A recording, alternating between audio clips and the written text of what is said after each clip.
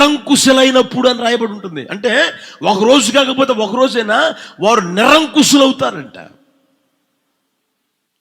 అర్థమవుతుందా? వారి మనసు మారిపోతుందంట, వారి తలంపులు మారిపోతాయి, వారి ఉద్దేశాలు మారిపోతాయి, వారి క్రియలు కూడా మారిపోతాయి. అందుకని వారిని విధవరాండ్రుల లెక్కలో చేర్చవద్దు. ఎవరిని విధవరాండ్రుల లెక్కలో చేర్చవలే అంటే 60 ఏండ్ల కంటే తక్కువ వయస్సు లేక, అంటే 60 సంవత్సరాలు దాటాలి.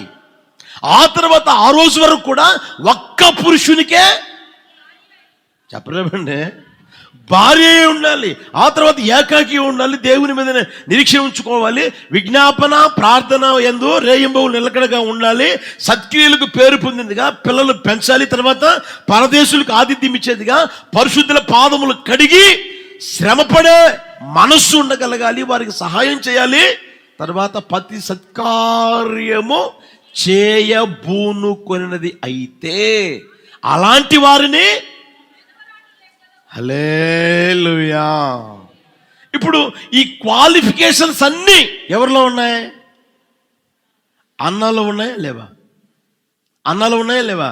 అందుకని అక్కడ రాయబడిన మాట తెలిసిన అన్నా అను ఒక చెప్పండి విధవరాలు ఉండెను.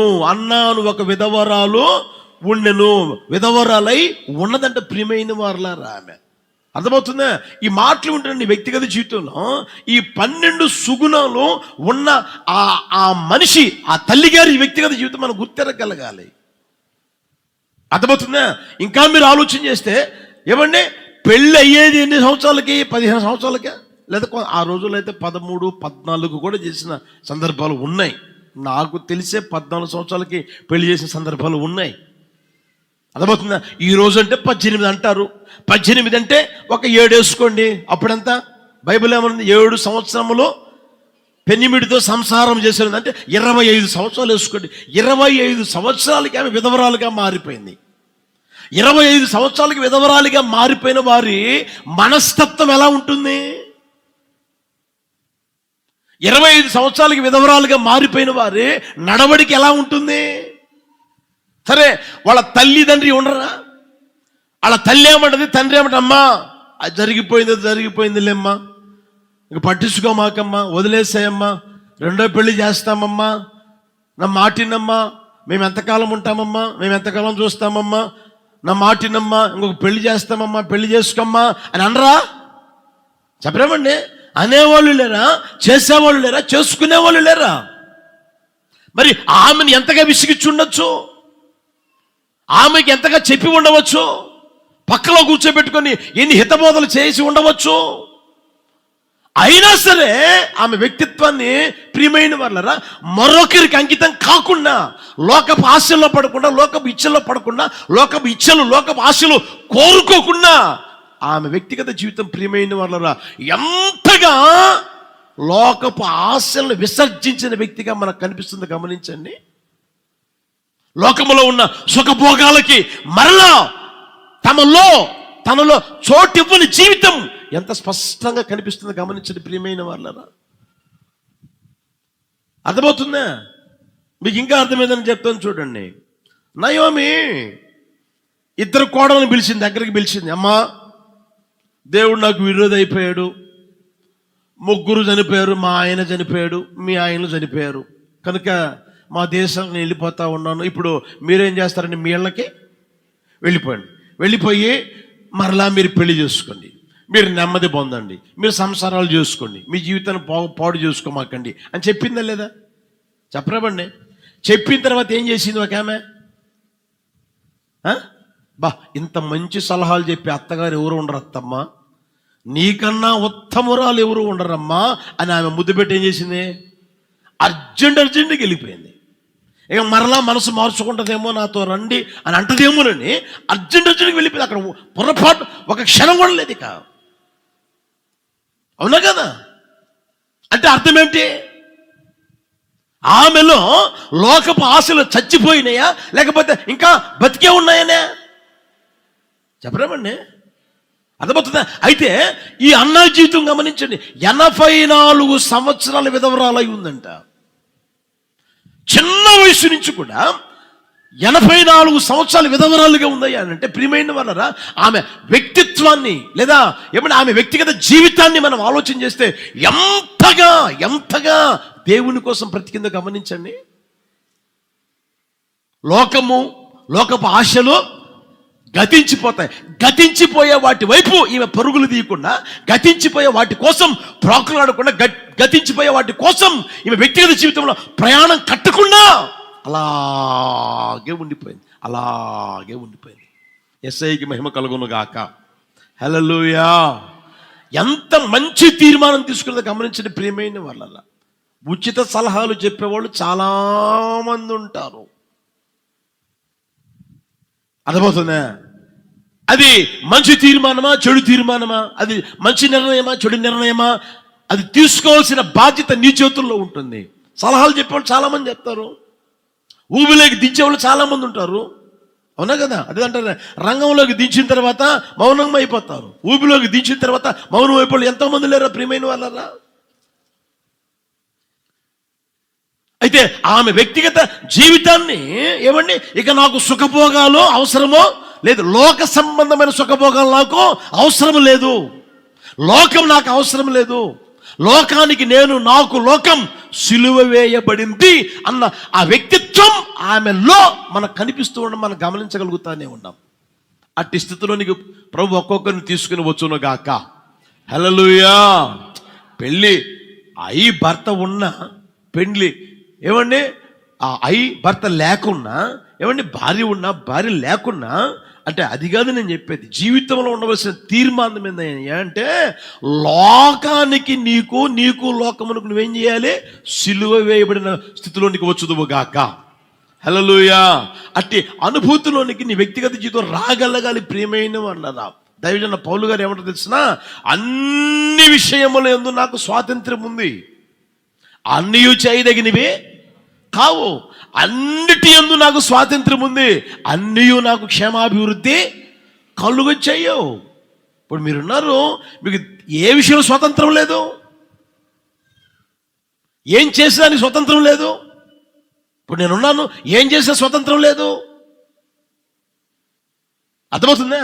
అందుకని ఆ మాట అంటాడు, అన్ని విషయంలో నాకు స్వాతంత్రం కలదు, అయినను అన్నీ చేయదగినవి కావు, అన్నిటి యందు నాకు స్వాతంత్రం కలదు, అన్నీ క్షేమాభివృద్ధి కలుగ చెయ్యవు ప్రియమైన వాళ్ళు. అది నీ జీవితంలో గుర్తుపెట్టుకుందువు గాక. హల్లెలూయా. నువ్వు చేసేది ఏదైనా సరే నీ జీవితానికి దీవెన కలుగేదిగా ఉండును గాక. నువ్వు చేసేది ఏదైనా సరే, నువ్వు తీసుకునే తీర్మానం ఏదైనా సరే నీకు ఆశీర్వాదం రావాలి, దీవెన రావాలి, నీ స్థితిని మార్చగలిగేదిగా ఉండగలగాలి. ఏమండి, దీనమైన స్థితిలో నుంచి గొప్ప స్థితిలోనికి నిన్ను తీసుకొని వెళ్ళగలిగేదిగా ఉండును గాక. హల్లెలూయా. ఆ స్థితిలోనికి ఈ రోజున రాగలిగిన పరిస్థితులు ఈ రోజున ఎంతమంది చేపట్టగలుగుతున్నారు? ఎంతమంది అలాంటి తీర్మానాలు చేయగలుగుతున్నారు? ఎంతమంది ఆ తీర్మానం నడిపించబడాలనే ఉద్దేశం కలిగి జీవిస్తూ ఉన్నారు? యేసు ప్రభు చూడండి ప్రియమైన వాళ్ళరా, ఈ లోకంలో 33.5 సంవత్సరాలు ఉంటే 3.5 సంవత్సరాలు ఏమంటే సేవ చేసిన రోజులు ఆయన, చివరి 3.5 సంవత్సరాలు పరిచర్య చేశారు. అర్థమవుతుందా? ఆ రోజుల్లో మనం గమనిస్తే ఆయన ఏ రోజు కూడా ఖాళీ లేకుండా, సోమరిగా లేకుండా తన వ్యక్తిగత జీవితం నడిపించుకునే సందర్భాలు ఉన్నాయి.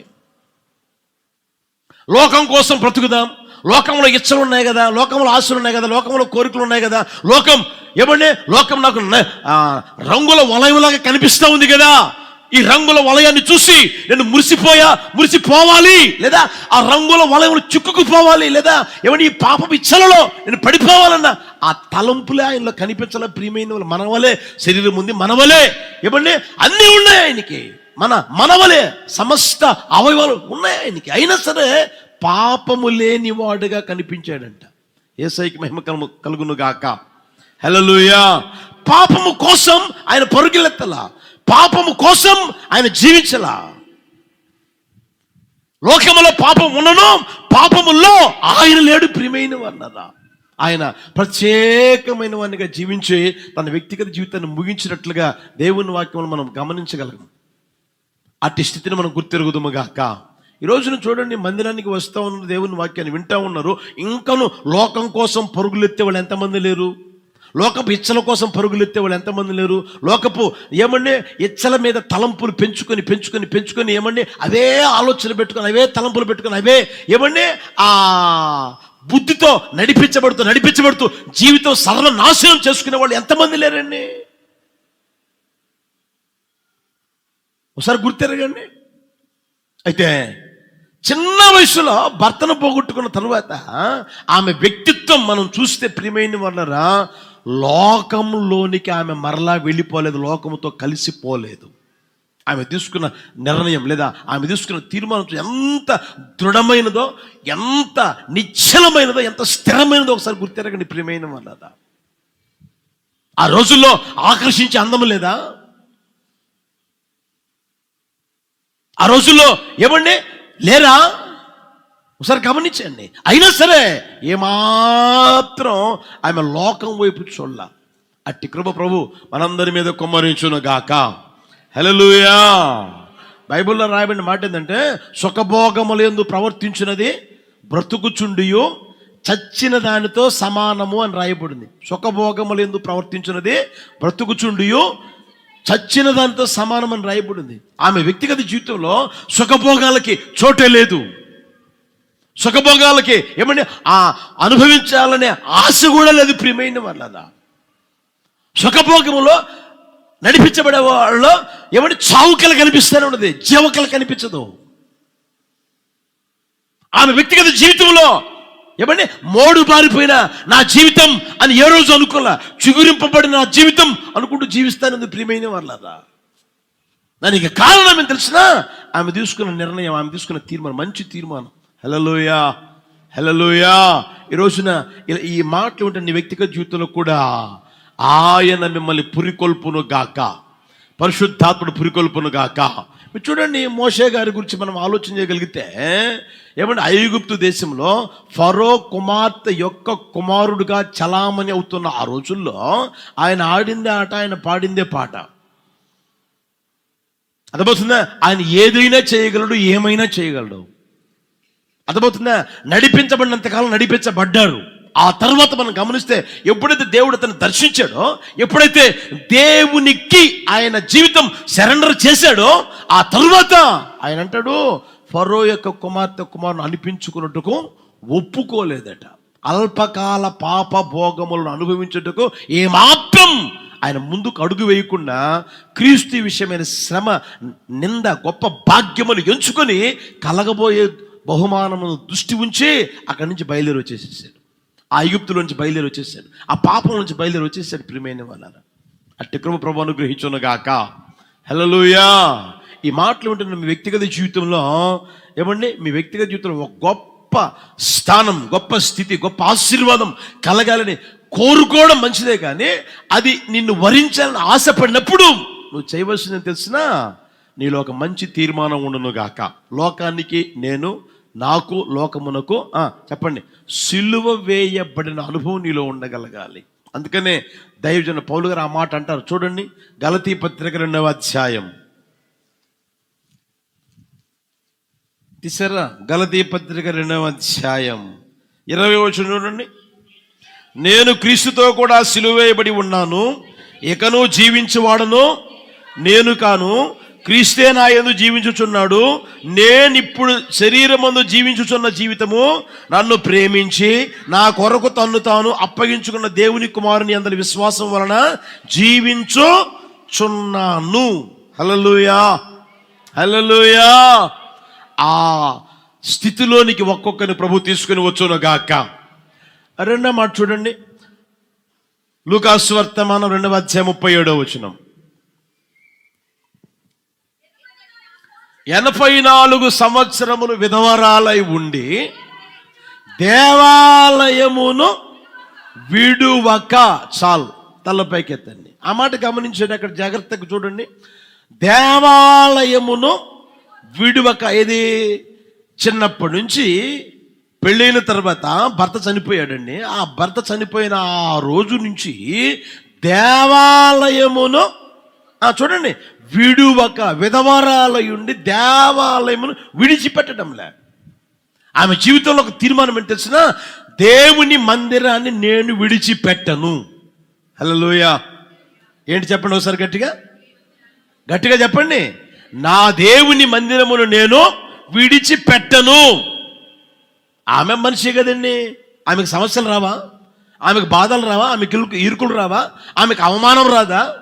విధవరాలుగా ఉన్న వారికి ఎంత ఎంత అవమానం వస్తుందో తెలీదా మీకు? ఎన్ని మాటలు అంటారో మీకు తెలీదా? మనిషి ఉన్నప్పుడు మనిషి విలువ తెలియదు, కానీ మనిషి పోయిన తర్వాత మనిషి విలువ తెలుస్తుంది.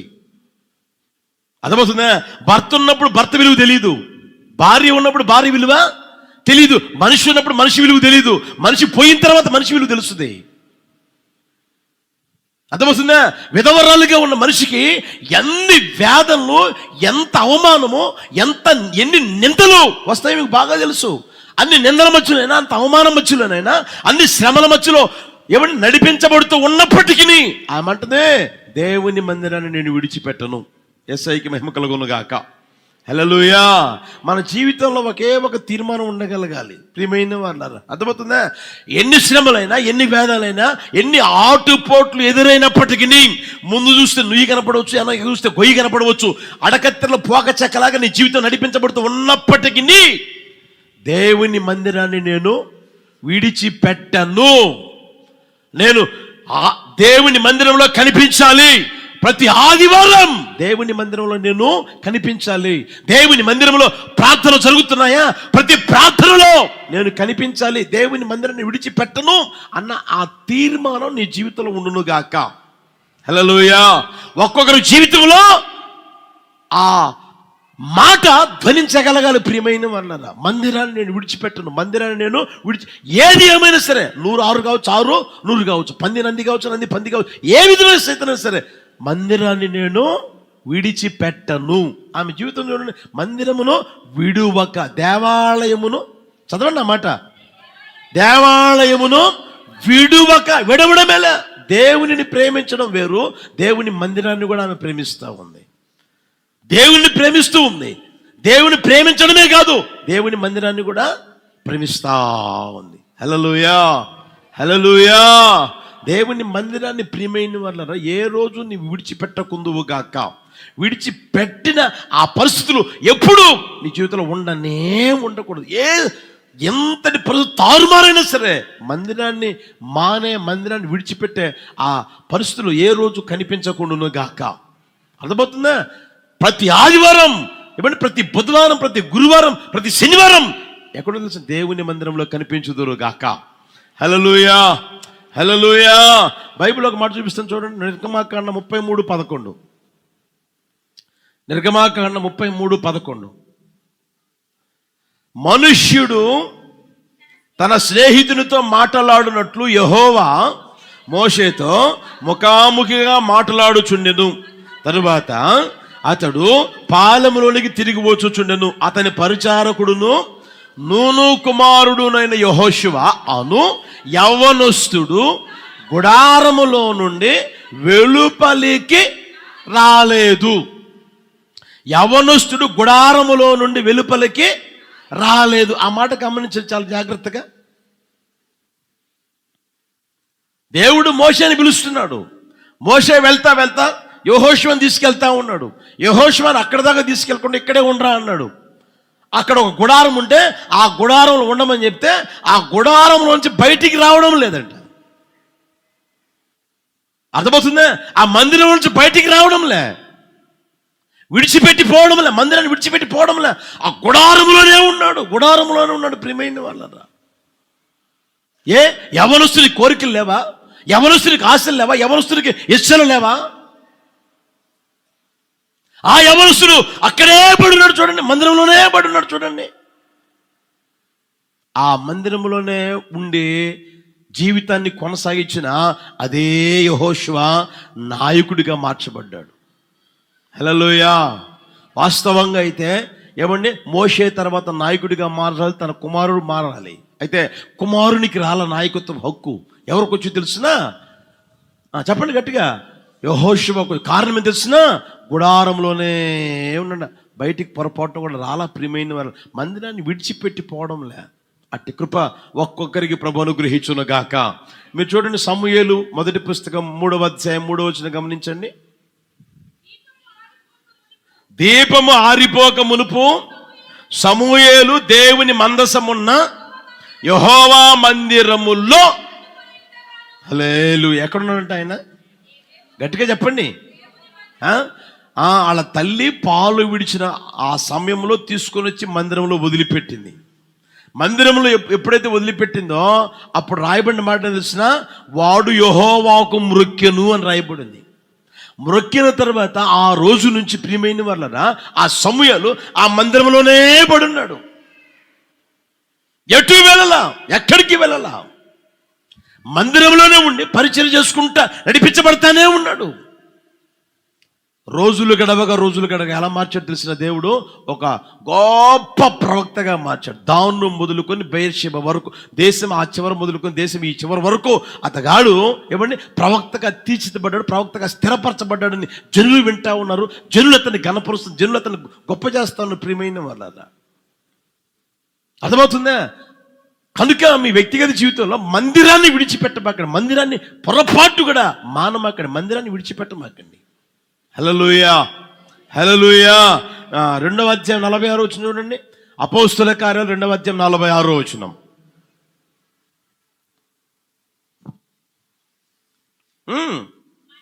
మరియు వారు ఏక మనస్కులై ప్రతి దినము దేవాలయములో తప్పక కూడుకొనుచు.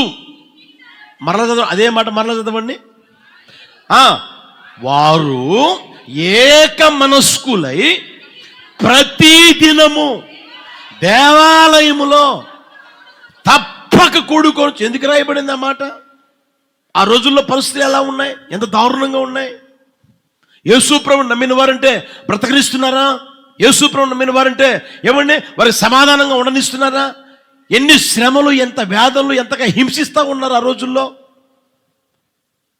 వారి అనరాని మాటలు అంటూ ఉన్నా, నిందిస్తూ ఉన్నా, అవమానపరుస్తున్నా, హింసిస్తూ ఉన్నా, శ్రమల పాలు చేస్తూ ఉన్నను సరే అక్కడ రాయబడిన మాట తెలిసిన, వారు ఏక మనస్కులై ప్రతి దినము ఎక్కడున్నారంట?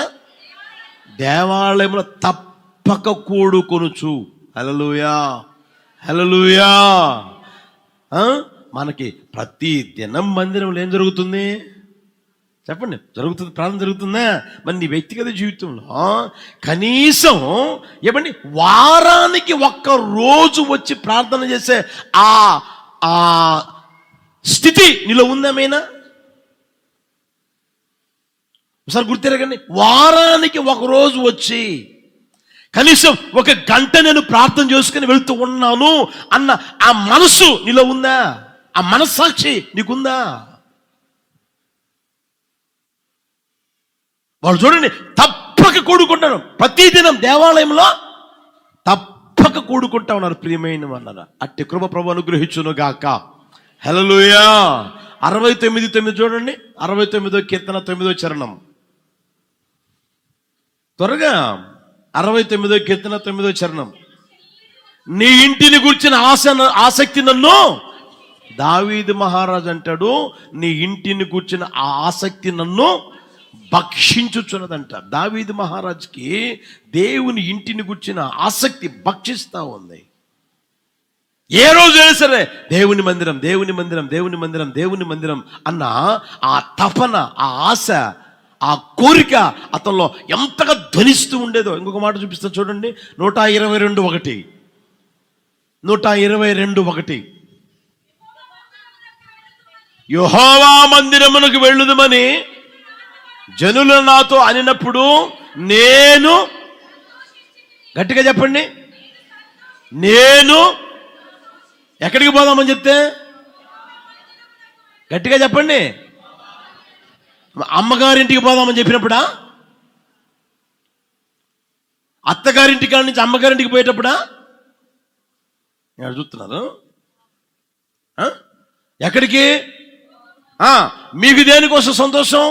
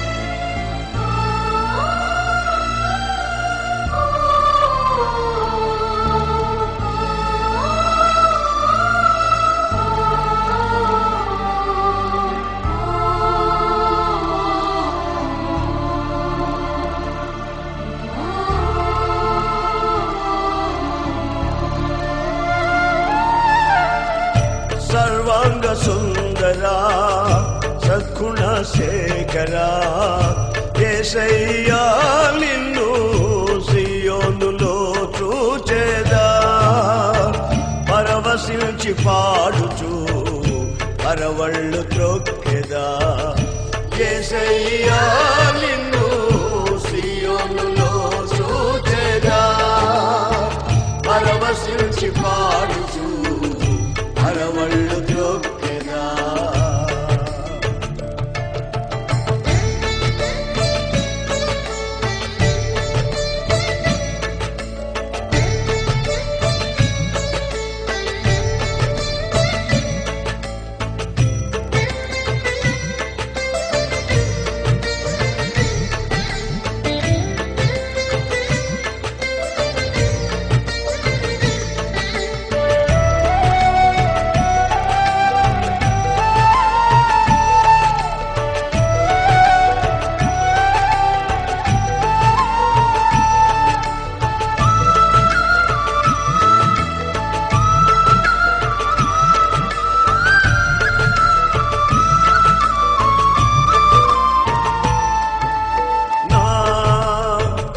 ప్రార్థన ఆలకించువాడా నా కన్నీరు తుడుచువాడా నా ప్రార్థన ఆలకించువాడా నా కన్నీరు తుడుచువాడా నా శోధనలన్నిటిలో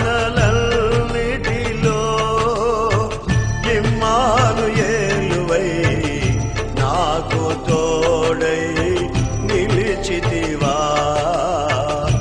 నా శోధనలన్నిటిలో ఇమ్మానుయేలువై నాకు తోడై నిలిచితివా సర్వాంగ సుందరా సద్గుణ శేఖరా యేసయ్యా నిన్ను సియోనులో చూచెదా పరవశించి పాడుచు పరవళ్ళు త్రొక్కెదా యేసయ్యా నిన్ను సియోనులో చూచెదా పరవశించి పాడుచు పరవళ్ళు త్రొక్కెదా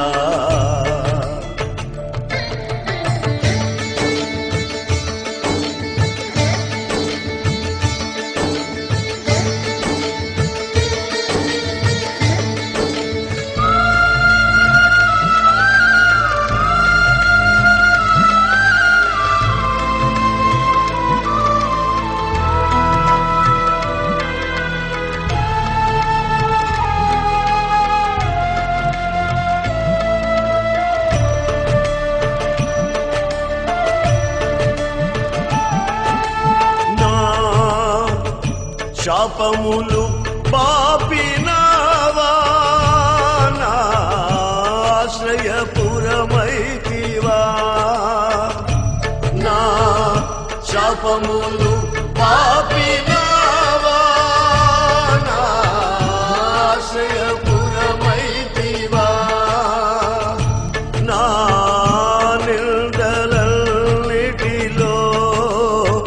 యెహోషాపాతువై నాకు